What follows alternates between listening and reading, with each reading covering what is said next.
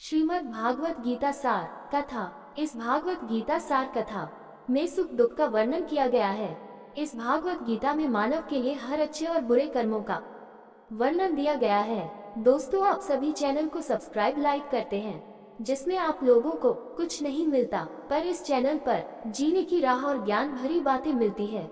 तो आपसे निवेदन है कि हमारे चैनल को आप सब सपोर्ट करें और हौसला दें कि हम आप लोगों के लिए अच्छा ज्ञान, अच्छी बातें और अच्छे राह पर चलने के लिए अच्छा ज्ञान आप सबके लिए पहुंचाता रहूं। नमस्कार मित्रों, आप सबका हमारे चैनल पर स्वागत है। दोस्तों, इस चैनल पर सारे वेदों का ज्ञान मिलेगा।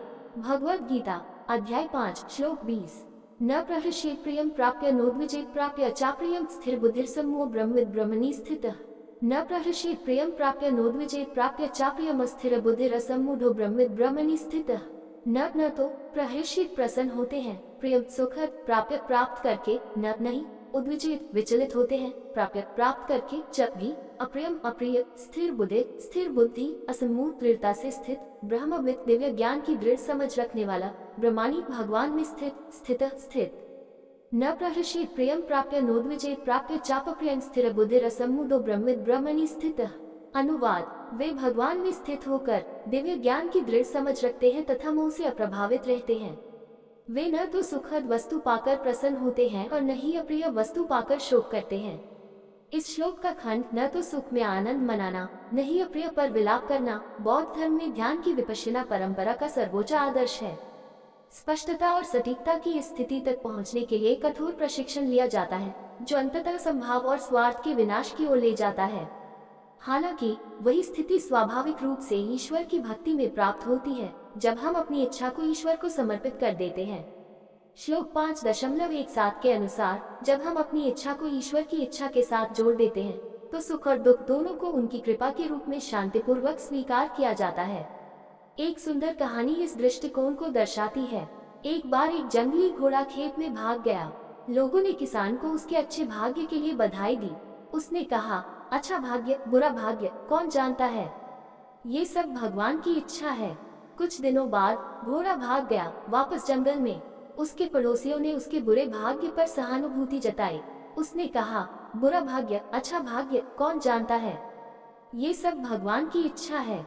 कुछ और दिन बीत गए और घोड़ा 20 और जंगली घोड़ों के साथ वापस आ गया। फिर से लोगों ने किसान को उसके अच्छे भाग्य के लिए बधाई दी। उसने समझदारी से सोचा, अच्छा और बुरा भाग्य क्या है, ये सब भगवान की इच्छा है। कुछ दिनों बाद किसान के बेटे ने घोड़ों में से एक की सवारी करते समय अपना पैर तोड़ दिया। पड़ोसी दुख व्यक्त करने आए। बुद्धिमान किसान ने जवाब दिया, सुखद और अप्रिय, ये केवल भगवान की इच्छा है। कुछ और दिन बीत गए और राजा के सैनिक सभी युवाओं को उस युद्ध के लिए सेना में भर्ती करने आए जो अभी अभी छिड़ा था।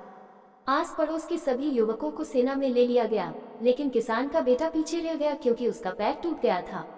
ईश्वरीय ज्ञान से यह समझ आती है कि हमारा स्वार्थ ईश्वर को प्रसन्न करने में ही निहित है। इससे ईश्वर की इच्छा के प्रति समर्पण होता है, और जब स्व इच्छा ईश्वरीय इच्छा में विलीन हो जाती है, तो व्यक्ति सुख और दुख दोनों को ईश्वर की कृपा मानकर शांतिपूर्वक स्वीकार करने की क्षमता विकसित कर लेता है। यह पारलौकिकता में स्थित व्यक्ति का लक्षण है।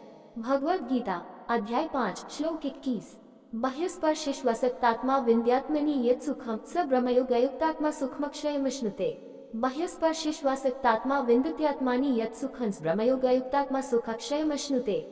बाह्यस्पर्शेषु बाह्य इंद्रिय सुख आसक्त आत्मा जो अनासक्त है, विन्दति पाते हैं, आत्मनि आत्मा में, यत् जो सुखम आनंद, स वह व्यक्ति, ब्रह्मयोग युक्त आत्मा जो योग के द्वारा भगवान से युक्त हो गए हैं, सुखम सुख अक्षयम असीमित अश्नुते अनुभव करते हैं। बाह्यस्पर्शिष्वसक्तात्मा विन्दत्यात्मानि यत् सुखं स ब्रह्मयोगयुक्तात्मा सुख अक्षयम अश्नुते। अनुवाद: जो लोग बाह्य इंद्रिय सुखों में आसक्त नहीं होते, वे स्वयं में दिव्य आनंद का अनुभव करते हैं। योग के माध्यम से भगवान के साथ एक हो जाने पर वे अनंत सुख का अनुभव करते हैं। वैदिक शास्त्रों में बार बार ईश्वर को असीमित दिव्य आनंद का सागर बताया गया है।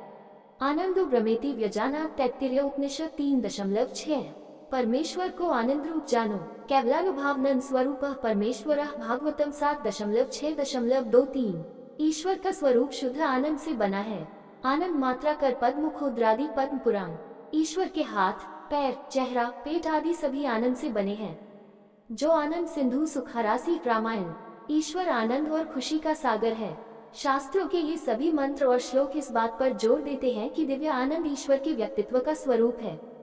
जो योगी अपनी इंद्रियों, मन और बुद्धि को ईश्वर में लीन कर लेता है, वह अपने भीतर बैठे ईश्वर के अनंत आनंद का अनुभव करने लगता है। दोस्तों, आपसे निवेदन है कि हमारे चैनल को आप लोग सपोर्ट करें।